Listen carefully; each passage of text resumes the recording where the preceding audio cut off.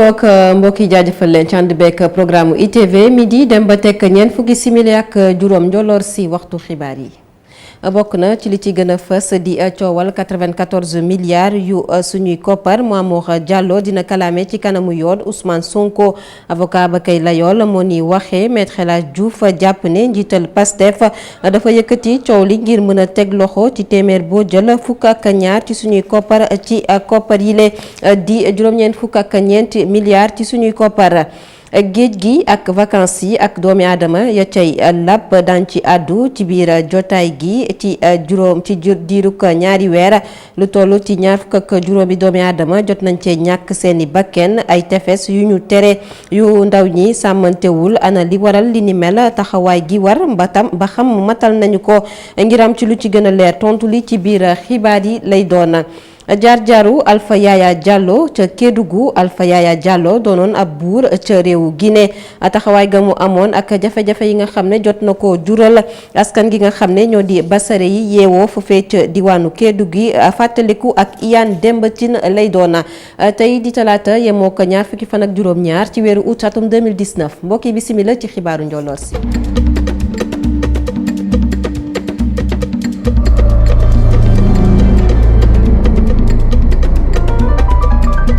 xibaar yi ñu ubbeekoo ak xibaar bi nga xam ne du neex ñii di tukkulóor yeeg joolaa yi jëm rek ci grève bi nga xam ne ñenn ci pàcc ci boulanger yu Sénégal amal nañ ko tey ji ci suba lañu ko tàmbali yemook ñaar fukki fan ak juróom-ñaar ak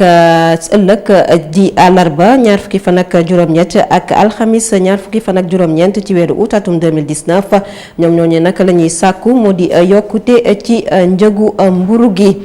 leneen lu ñuy waxtaanee di coowal juróom-ñeent fukk ak ñeenti milliards ci suñuy koppar dox ci diggante Mamour Diallo ak njiital Pastef Ousmane Sonko avocat bay layool kii di Mamour Diallo di Maître El Hadji Diouf nag janook taskatu xibaar yi démb la mu xamle di Mamour Diallo fas yéene nag kalaame ci kanamu yoon njiital Pastef Ousmane Sonko la ko sabab di moom Maître El Hadji Diouf la mu xamle di Ousmane Sonko coow li mu yëkkati ñeel nag mbirum suuf coow la jëm ci juróom-ñeent fukk ak ñeenti milliards ci suñuy koppar da ko yëkkati gannaaw nag ba mu bëggoon teg loxo ci lu ëpp fukk ak benn milliard ci suñuy koppar ngir rek daal di financer lu jëm ci campagne électorale ñeel atum 2010 bi ci campagne électorale bi nga xam ne moo jëm ci faluk njiitu réew ci fii ci réew Sénégal ci ñaar fukki fan ak ñeent ci weeru février Maître El Hadji Diouf janook taskatu xibaar yi démb ay kàddoom dañu koy teewlu.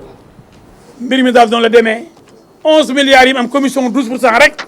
moo tax mu accusé Mamour Diallo bëggoon ñu gaaw fay ko te 94 milliards yi génnul mais 94 milliards yi am na arbitrage gouverneur la war ko jox lébu yi joxaguñ leen ko mu bëgg a forcer pour ñu fay ko booba mu jël wàllam muy 11 milliards muy 12% pour mu campagne ko gagné Macky Sall loolu la ci waaju jublu woon du leneen Mamour Diallo gardewul xaalis du trésorier du fay nan lay détourné loo xam ne gardé wu ko téyewu ko du faykatu xaalis Mamour Diallo dina porter plainte Ousmane Sonko da doon nekk assemblée commission d'enquête bi jeexal liggéeyam commission d'enquête bi déglu na ñëpp muy waa trésor waa impôt lébu yi képp koy xam ne war nga ci xam dara ak ca ministre des finances trésorier bi war a génn xaalis bi ñu ne ko xaalis bi de war nañ koo fay lébu yi waaye pareeguñu kon ki ni am na ku sàcc xaalis bi kooku soskat la kooku yàq na deru nit kon il faut que Mamour Diallo porte plainte. ñu des ba tey ci wàllum yoon ak yoonal gannaaw nag kalaame bi nga xam ne Maître El Hadji Diouf yëkkati na ko jëm ci Mamour Diallo jagleel ko kii di Ousmane Sonko njiital Pastef ñu waxtaanee wàllum grâce gannaaw kàddu yi nga xam ne njiitu réew mi Macky Sall yëkkati na ko fële ci rajo France Internationale RFI ci suñu naataangoo yafa jëm ci grâce bi nga xam ne war na ko jox kii di Khalifa Babacar Sall waral nag ci biir xibaar yi ñu daal di ci samp ab laaj ba xam nag grâce am na place am ba mu amoon ci yoon fii ci réewu Sénégal ak yan anam la ñu war a joxe lii di grâce présidentielle Cheikh Sall. xëtum ñeent fukk ak juróom-ñaareelu sartu réew mi waajal ko may njëkk ñi nga xam ne yoon day ne teg loxo ba ñu mën a delluwaat seen ak njaboot njiitu réew mi la ko yoon jagleel waaye loolu fan la jóge tubaab yi jamono yi nga xam ne dañu nekkoon ci nguurug buur yi dañoo amoon droit de grâce maanaam bu fekkee ne yoon àtte na lu muy àtte buur dafa daan am sañ-sañu dindi li nga xam ne moom la àttekat bi teg réew mi moom boppam jël loolu jéggaane ko ci biir ci ndey àtte tubaab yi indi ko ci Sénégal ñu teg ko ñu ne président de la République tey jii war na am na sañ-sañu baal ki nga xam ne yoon daf ko àtte donte moo tooñ. si laaj ak tontu ko doxoon moom njiitu réew mi Macky Sall ak journaliste bu RFI si bi mu ko laajee ndax dina may njëkk ki nga xam ne moo di Khalifa Sall moom mu ngi tontu ni saa su ko soobee wala mu am bëgg-bëgg ba dina ko def googulee tontu nag nekk loo xamante ni bii neexut benn yoon jege ñaale yi ka fi nekkoon maire bu Ndakaaru. dañoo nekk ci réew moo xam ne dafa am lu ko saytu muy lépp lu ñuy yëngatu dañ koy teg ci yoon lii ñuy jéem a ŋàññ aussi président de la République déclaration yi mu def. li ko droit may rek la wax ji neexul ndax dëppoowul ak bëgg-bëgg ñenn ñi waaye président de la République am na sañ-sañu xool ku ko neex mu baal la bu fekkee ne léegi réewum Sénégal nag loolu sañ-sañ boobu àndatuñu ci dañuy seet anam ya ñu ko joxe woon sañ-sañ ba ñu rocc loolu ñu ko joxoon loolu moom la droit noonu la droit di tëdde waaye nag bu ñenn ñi jàppee ne grâce bi nga xam ne président de la République mu ngi ko joxe dafay néewal doole juste réew mi professeur Ndiaye moom dafa jàpp ne faaw ñu indi si ay jooyanti ngir mbir mi it doxalinam gën a ñoŋ. li am solo mooy jox la pouvoir boo xam ne dañ ko encadré bu fekkoon ne am na benn commission indépendante boo xam ne war nañu mën a liggéey ak président de la République. loolu dénk ko commission lu am solo la commission buy liggéey ak président am ay pouvoir de décision comme le président. mais lu yéeme la ndax président nit ñee ko fal mais commission boobu loi bi moo koy teg ne ñun de dañuy am benn commission indépendante boo xam ne commission bi it bu ko président de la République nommé parce que bu fa nommé ay nit ay wëlëreem la ñu doon. lu tolloog ñeenti téeméer ak ñaar fukk ak juróom benn doomi aadama le président de la République mayoon njëkk muy grâce yoo xamante ni bii amaloon na ko si feetu tabaski gi nga xam ne génn nañ ko fukki fan ak ñaar si weeru août atum 2019. waxtaane nag kàddu yi nga xam ne Valdiodio Ndiaye yëkkati woon na ko ci atum 1956 ci ñaar fukki fan ak juróom benn ci weeru août ci at moomee nag jëm rek ci wàllum Sénégal doomam bi di Amina Ndiaye Leclerc moom nag fas yéene dellu siwaat ci les kàddu daal di koy jaarale ci ab film moom moomee nag daal di sekk ab waxtaan ak Ibrahima Camara. Donc mon père a été condamné tout à fait injustement. sama baay dañ ko tëjoon tëj ko injustement amoon na jamono atum 2000 nguur gi bëggoon na yeesal àtte bi waaye dañu ko mujj fomb. On renonçait à cela et je me suis dit que faire un documentaire si la amee xalaat bi def ab film documentaire buy àddu si la taxoon ñu tëj Valdiodio ak Mamadou Dia.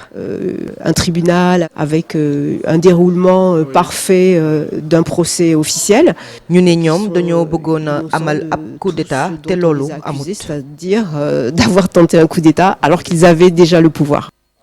dañu leen ko junjee woon ci bopp xibaar yi leneen lu ñuy waxtaanee di wàllu ba géej gi ak vacances yi ak doomi aadama yi nga xam ne ña nga cay loru di lapp dem sax ba ci ñàkk seen bakken limba ci diirug ñaari weer mi ngi toll nag jamono ji ci ñaar fukk ak juróom ci ay doomi aadama yoo xam ne ñàkk nañu seen bakken rawatina nag ca plage bu Géejawaay naam ne sax plage yi ñoom dañu leen a tere waaye nag ndaw ñi seetlu bi moo di yooyu les plage dañu gën a taamu ñoom ñooñee nag ba xam taxawaay gi war ci ñu daal di may gët yi les plage ñu ngi koy amal ngir mën a wattu kaaraange ndaw yi nga xam ne ñoo fay taamu di fa sangoo ta su vacances yi jotee Omar Kane moo demoon seeti leen.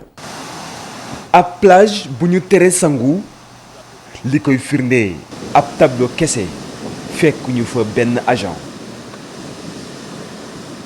suñu sukkandikoo ci ndaw mi dëkk Géejawaay surveillance bi des na bu baax. mais du doon tout le temps quoi mais des fois nga ñëw di sangu gars yi ñëw mbiib xam nga ne génn leen géej gi mais boo gisee gars yi dañuy wane ginnaaw tuuti rek après gars yi dañ fiy ñëw parce que dañ fiy nekk ba benn heure dañ fi nekk ba ay 22 heures ah gars yi ñuy nekk si géej gi di sangu ba 22 heures vraiment dañ fi nekk ba 22 heures mais fu timis jotee da ngay gis gars yi ñëw ne génn leen géej gi dàq ñu léegi bu booy yi génnee da ngay gisaat après gars yi bu ñu demee tuuti nga gisaat gars yi duggaat. contrôle bi xaw na des xaw na des quoi parce que gars yi tamit ñoo ngi def seen liggéey gaa mais nekkul tout le temps quoi vraiment nekkul tout le temps la ñuy ñëw di contrôler wax dëgg fa yàlla. naam dañ fay tere ku fa sangu waaye plage bi ñi fi ñëw di fi sangu bari nañ loolu nag guddik bëccëg. plage bu ñu interdit la mais teewul xale yi tout le temps dañ fi ñëw di sangu si vraiment démb rek moo si mujj vraiment mais fii moom amul samedi amul dimanche day faral di bëri aussi ay xale élèves yi parce que tamit été bi taxa gouverneur bu Dakar di wax ni dañoo manqué ay agent ci moom li ñu war a def kay mooy yokk sensibilisation bi. Effectivement ñëpp xam nañ ni mënoo surveiller plage xëy na 24 heures sur 24. nit ñi itam léeg-léeg di nga surveiller nekk fii am ku dem beneen béréb daf fa jëye mais déjà renforcer nañ suñu présence au niveau des plages li ci des nag mooy yéen wàllu presse bi ngeen gën ñu dimbali ci communication bi. ñaar fukk ak juróomi nit ñoo làpp foofu ci plage bu Guédiawaye ci diiru ñaari weer muy loo xam ni mënoon na ñàkk su fekkee ni nit ñi ñu ngi doon respecter tere yi ak itam ñu renforcer sécurité yi. Omar Kane ñu waxtaanee liggéeykat yi nekk ci bus Tata yi ñoom nag ñu ngay yëglu jamono ji la ñu xam ne nag mooy la leen tax ñu amal ab ndajeek taskatu xibaar yi di ñàkkum contrat ci seen wàllub liggéey waaye nag jafe-jafe yi nga xam ne ñu ngi koy jànkoonteel ci liggéey bi nga xam ne moo jëm ci bus Tata yi Youssouf Konté. ñenn ci liggéeykat ci Tata yi mer ba futt lañ def tax ñu xëy takk ay sagar yu xonk ngir mandargal seeni nakkar. loolu suñ takk brassard yu rouge yi li ko waral mooy dañoo toog au niveau de l'AFTU depuis sa création en 2005 jusqu'à présent amuñ contrat de travail kenn du si jël congé amul benn inscription dans les institutions sociales amul dara c'est-à-dire que travailleurs yi dañ leen di kii utiliser au noir xam nga amuñ benn avantage. au juste li ñu bëgg mooy ñu defal ñu ay contrat yu nekk en uniforme ñu am caisse sécurité sociale di am IPM di am congé waaw ñun loolu la ñuy bëgg. te sax ñu ngi xam ne ni kii fii ak ay fan bu fekkente ne jëwriñ ñu defuñu dara ngir gën a ñongal seeni liggéey bi dinañu sooxel dem bi ak dikk bi. état bi bu jógul def li ko war prévoir nañ def suñu benn sitting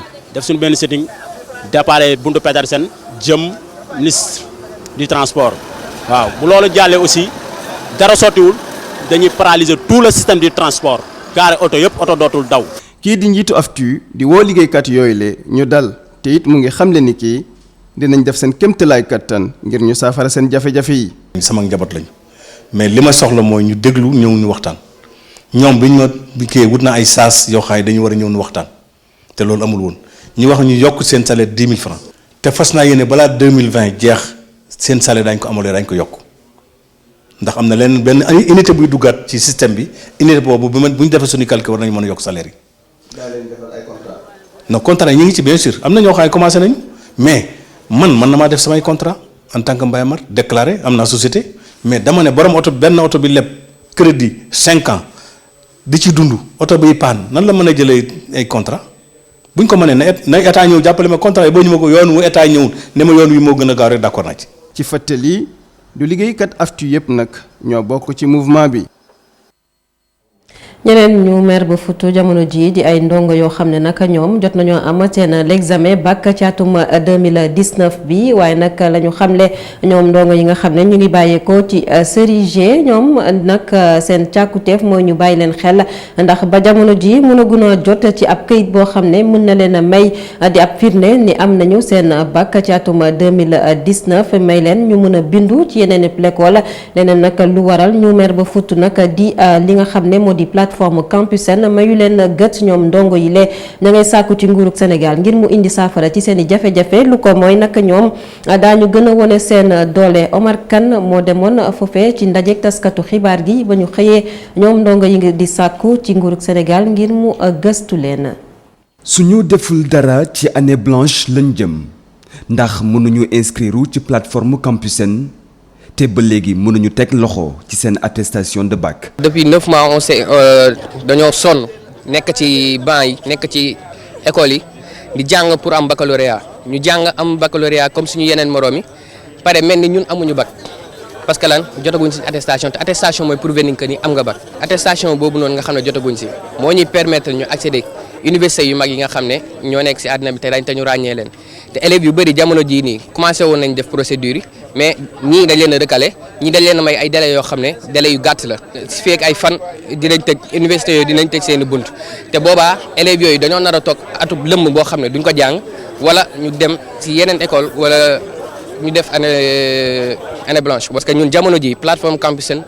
reconnaître ñu bu ñu fa demee di inscrire vous n'êtes pas autorisé la ñuy wax nan lañ mën a jëlee ay élèves yoo xam ne defaloo leen baccalauréat ba pare signé guñu décret bi autorisé bac boobu noonu ça veut dire que les chariots avant les bœufs lañ def. ab décret goo xam ni président de la république moo ko war a signé ci loolu sax ñu ñaan njiitu réew mi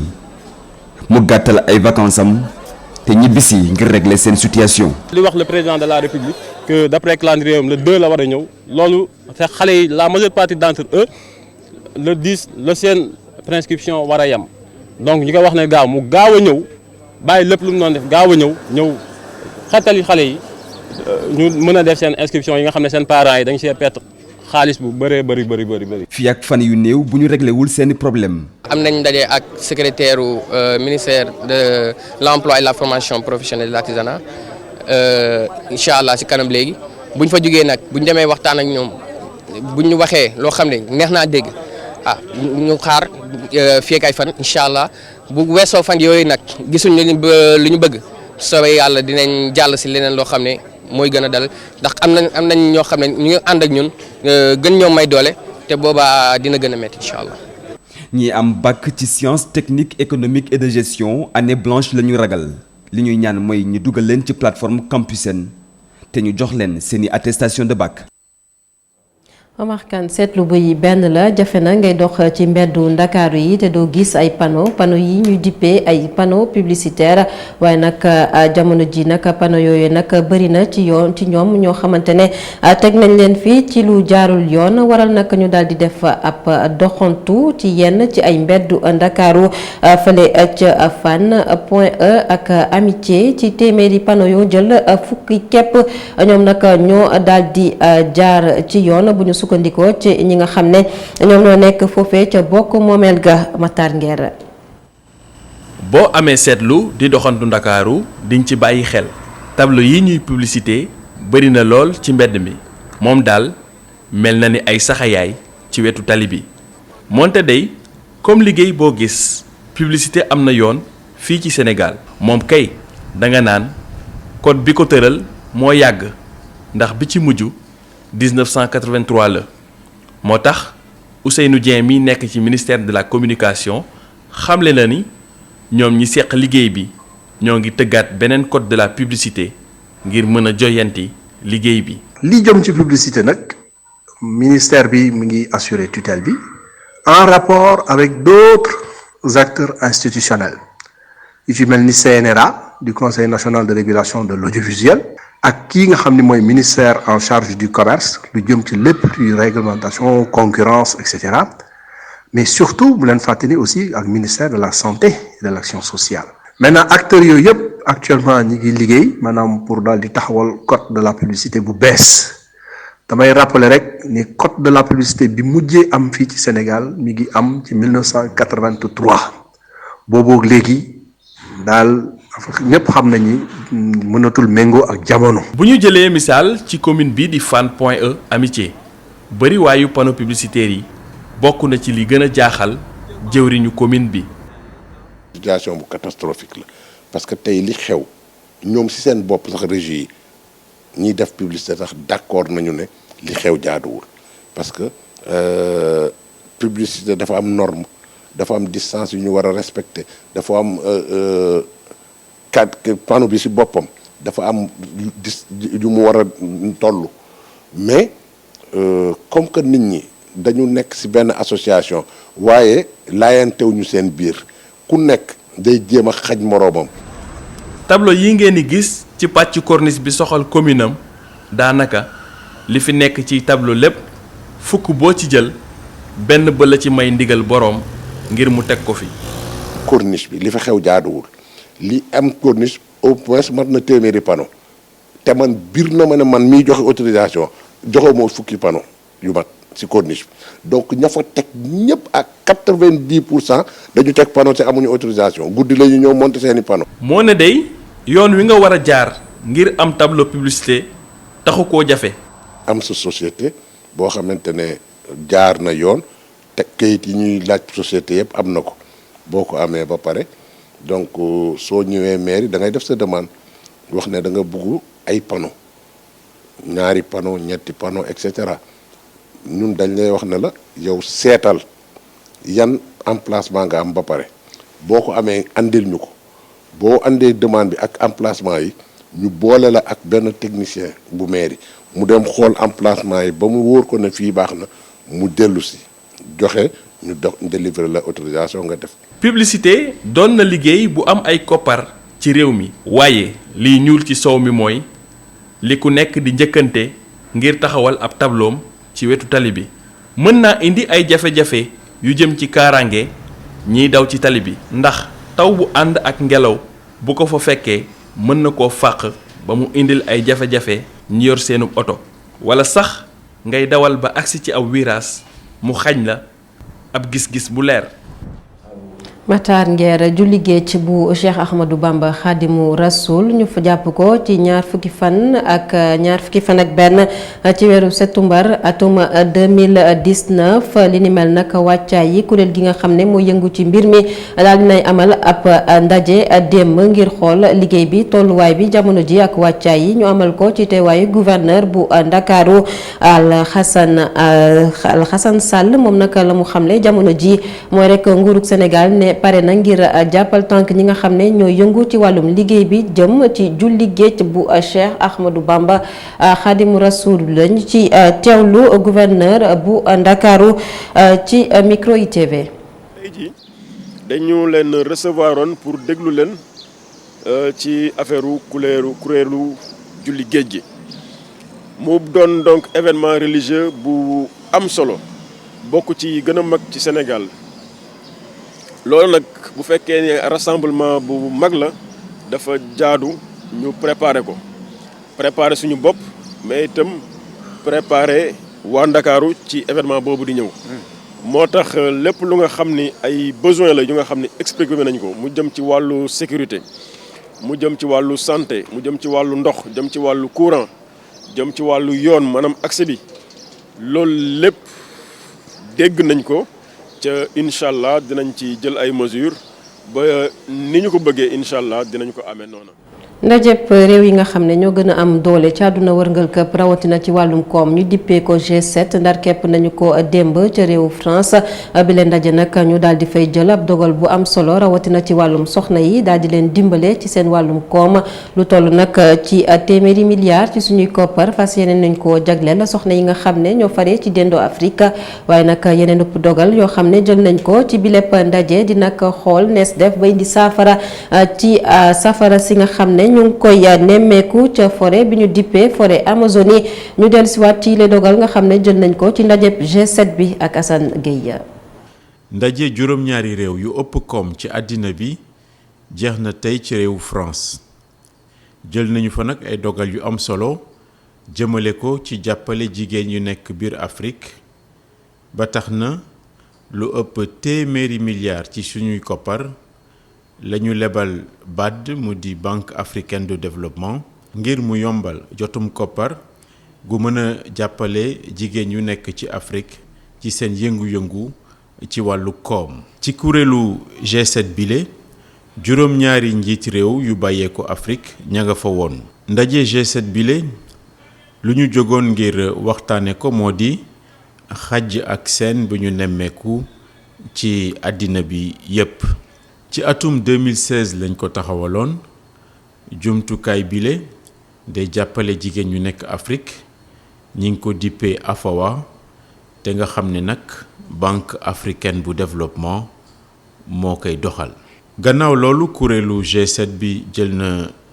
it yeneen dogal ci wàllu Amazonie moo di gol bi nekk wetu Brésil ak yeneen i dëkk yu ko jege. ci noonu nag wax nañ ni daañu fa yabal ay roplaan yu mag ndax ñu mën a gëx ndox bu bari ngir mën a fay safara bi nga xam ne moo fay tàkk ak gilent bi. buñ ci jógee nag la ñuy seet yan pexe la ñuy jël ngir mën fa saxalaat ay garab yu bari foofu ci Amazonie.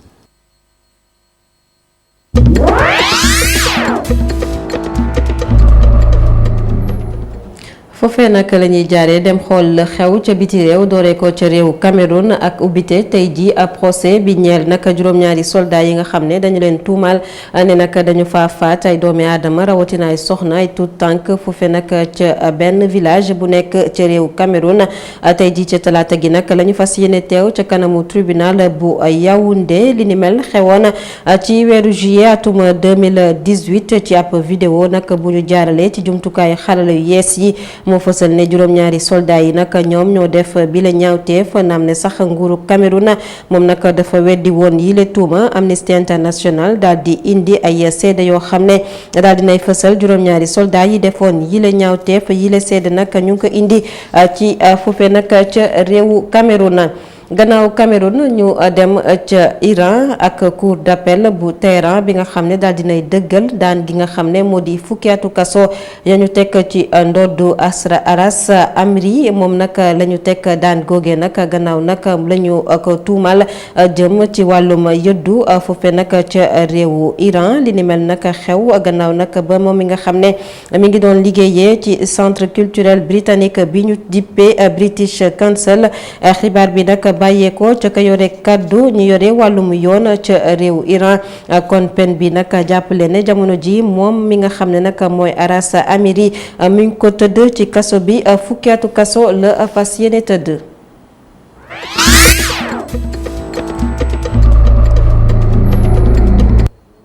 gannaaw bi ci réew dellusiwaat ci plateau bi waxtaanee wàllum tàggat yaram ak Jeux africains ca Rabat ca réew Maroc demi-finale yi ci góor ñi kon tey jii ci talaata gi yemook ñaar fukki fan ak juróom-ñaar ci weeru août atum 2019 la ñu koy amal bu ñeenti waxtu jotee ci ngoon réewuk Sénégal dina janook Burkina Faso ci bile jongante. leneen lu ñuy waxtaanee nañu koy faral di defee ci jotaayu xibaar yi njolloor gi ñu daal di leen xamaleek benn dëkk wala bokk benn kàngam ci réew mi tey nag ñu wutali ca diwaanu Kédougou waxtaane nag jaar-jaaru ki nga xam ne moo nekkoon benn buur ca réew Guinée Alpha Yaya Diallo moom nag lay wuyoo moom nag daal dinay am ab jaar-jaar ca diwaanu Kédougou rawatina nag ci ñi nga xam ne ñoo di basari yi jaar-jaaram bi nag askan gi nga xam ne ñoo di basari yi duñu ko gaaw a fàtte ndax jot na leen a teg fitna bu ñu sukkandikoo nag ci ñi nga xam ne ñoom ñoo des ci bile askan ca diwaanu Kédougou ñu ngi ko dénk Iyane Demba Tine.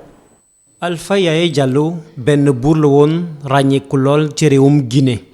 waaye wër na daanaka diwaan bu Kédougou ba tax na tey ña yor ndono diwaan googe day ña ngi koy joxoñ baaraamu tuuma ci ay ñaawteef yu bari rawatina ca Basariya ñooñee sax gis ne coono kese lañu dund ci nguuram. Alpha Yaya Diallo moom dafa bëggoon nag convertir Basari yëpp en région musulmane te nous sommes animistes alors Basari nag jógee est daw à l'ouest te moom fii la nekkoon avec ses soldats te fii la doon jógee dem uti Basari ci Alab pendant que les Basari étaient dans les grottes te boobu temps Basari ñu ngi woon ci grotte yi quoi te pël yi bu ñu demee ñu gis benn grotte nga xam ne dafa am mur mel ni comme ici quoi après pël yi doon ils savaient très bien que ci biir y a di Basari dañu doon jël ay xob ñaax ñu boucher kii bi ñu tàll quoi pour les faire sortir. Oui. Alors maintenant, là c'était la résidence de Alpha Yaya Diallo avec ses soldats. Alpha Yaya Diallo fait l'école. Et après maintenant, lorsqu'ils ont la guerre a pris fin, ils ont quitté. buur boobee nekkoon ab pël waaye day yemul ca Ecolo ak li ko wër dem na sax ba ca Iwol foofee nga xam ne Bédikia ñoo fa dëkkee Voilà, comme nous les Bédéco n'ont pas voulu, on n'a pas accepté. Et là, les soldats sont mis en guerre. comme que d'accord ñu woon soldats yi dañoo mujj doon xeex seen biir ñoom nag ba ñu ñëwee jigéen ñu gënoon rafet la ñuy jël yóbbu ñi nga xam ne ñoom ñoo di mag ñi góor ñeeg jigéen ñu daal di leen tëral rendi ñi nga xam ne nag ñoom ñoo si jotoon rëcc dañu doon dawoon làqatu ji ñoom guddi rek lañ daan génn suñu génnee nag dem uti li nga xam ne rek moom moo di ndox pour dëbb li nga xam ne rek moom moo di dugub bi sax xeer lañ doon jël ndaxte lii di kuur yi dañ doon bañ nit ñi dégg ko. ci cëppaandaw la bédik yooyee daa di wut ay pexe ca pexe yooyee sax la ñibbee Guinée ci réew ma mu cosaanoo ba lu xew nag jot caa xew. Et voilà, comme la guerre est devenue plus grave, c'est là qu'ils se sont réunis dans leur caverne. ñoom nag ba ñu demee ba nga xam ne rek guerre bi gën naa metti dañoo woo ndaw ñëpp ci biir caserne bi ñu daal di xool naka la ñuy def rek ngir am ci ndam su noonee nag lañ jëlee ndaw ñi daal di leen yabal ngir rek ñu dem jëli ki nga xam ni moom moo di jinne dëkk ba jinne jooju nag ba ko ndaw ñi jëlee ba ñëw nag moom moo leen dooleel ndaxte moom moo fexe ba yamb yi di génn saa su nekk ñëw suñuy xeex rek suñu màttee ñi nga xam ne ñoom ñoo di soldats yi ñu daal di daanu faatu loolu moom moo tax ñoom ñu daal di am doole baax a baax waaye Alpha Yaya moom mi nga xam ne moom moo di buur ba moom képp moom mooy koo xam ni delluwaatoon na foofu nga xam ne moom moo di dëkkam di Guinée waaye puisque moom lii di yamb ya dañ ko màttoon juróomi fan rek lañ ci teg mu daal di faatu. Alpha Yaya Diallo am na ñoo xamanteel jot na leen dugal ci diine l'islam ñu doon ay basari wala ay bédik wala yeneen xeet waaye ñooñ jàpp ne bu mu njaam dey dañ ca lottoon lool tey jile fa mu doon nëbb ñooñee ak fa nga xamanteel moo nekkoon dëkkuwaayam ab àll bu naat la boole ca dem fa jafe lool waaye kenn mënut a xalaat ne fii doomu aadama mos na fee dëkk. jaajëf Yane Demba Tine mbokk yi dañuy yegsi ci ponk bu mujj ci jotaayu xibaar yi li yéen kay xëy tey ak Cheikh Sall.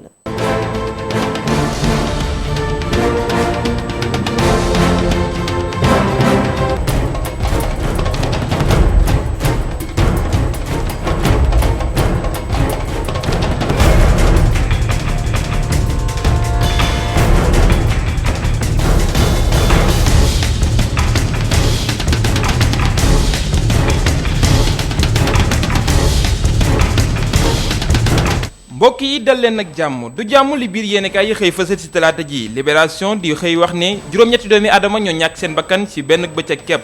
tëli bi wéy di faat ay doomi Sénégal laas yéenekaay xëy di ko bennal ñaari doomi aadama ñoo ñàkk seen bakkan ci diwaanu Kébémer juróom benn ci diwaanu Oussouye benn turist moom faatu ci ak lakk fii ci diwaanu Parcelles Assainies ci diwaanu Oussouye juróom benn doomi aadama yooyu faatu mu ngi am ci diggante benn camion ak benn 7 places boo xamante ni bii dañoo mbëkkante gu métti goo xam ne tax na daanaka benn doomi aadama rek moo si muccut te jamono ji mu ngi amee ay gaañu-gaañu yu métti ba ñu yóbbu ko si hôpital régional bu Ziguinchor Kébémer moom ñaari doomi aadama ñoo si faatu ñeent fukk ak ñaar am si ay blessé fukk sa ñoom mu metti lool ba ñoom ñëpp ñu ngi si jamono ji loxoy fajkat diggante benn bus la ak benn camion boo xamante ni bii bus bu jóge woon Ndakaaru pneu ba moo toj ki nga xam ne moo di dawalkat ba daal di perdre contrôle oto ba jéey ji am si Parcelles Assainies moom bu ñu sukkandikoo si l'Observateur moom mi jële ay xibaaram si RFM mu ngi wax ne benn touriste la moo nekkoon si immeuble bay lakk moom mu doon ñaan wàllu si ñi nga xam ne ñoo di dëkkandoo yi sax waaye laataa ñuy dikk daanaka gaañu na gaañu yu métti bi ñu ko yóbbee si hôpital bi nga xam ne moo di Nabil Choucair foofee la ñàkkee bakkanam Vox Populi moom lu doy waar lii la xëyee moom it di ko xëy fësal ginnaaw taw bi métti bi nga xam ne moo amoon si bis yu ñu génn fii si diwaanu Ndakaaru mu ni sëgu sancub géej moom taw ba daanaka moo si luwaat bàmmeel ya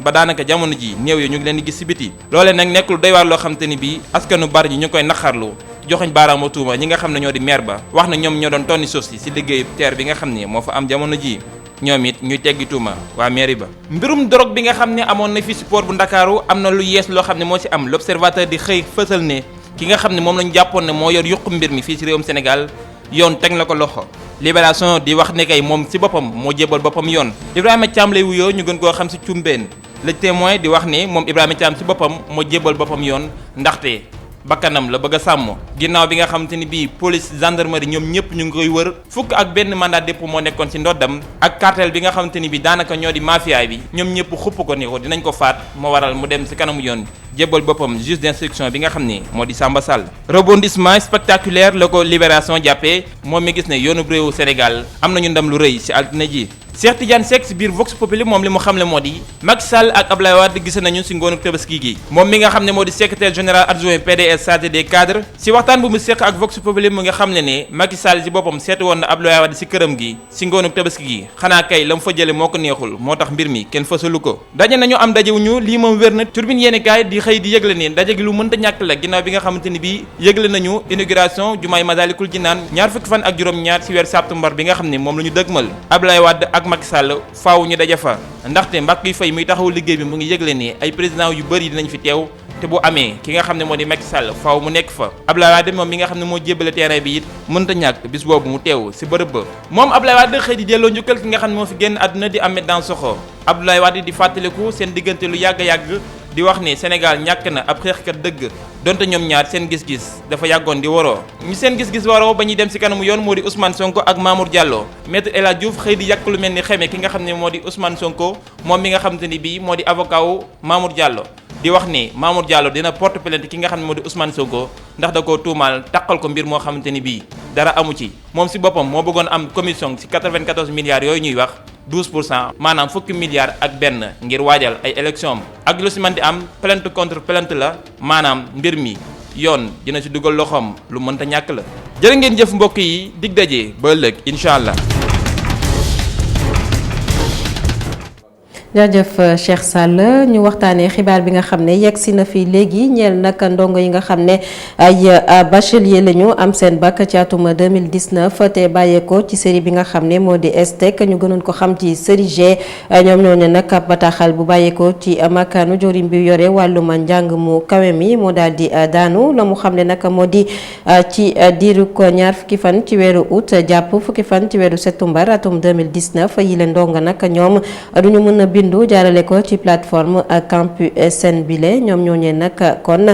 di suñu sukkandikoo ci bataaxal bile bàyyeekoo ci jawrin bi kon fileek ñuy yeesalaat liggéey bi ñoom nag daañu leen utal plateforme boo xam ne ci la ñu mën a jaar ba mën a bindu ci njàng mu kawe mi ñoom ñooñee nag xëy tey janook taskatu xibaar yi ngir sàkku ci nguurug Sénégal ngir mu bàyyi leen xel kon bataaxal bi ci la makkaanu jawrin bi nga xam ne moo yore wàllum njàng mu kawe mi daal di fësal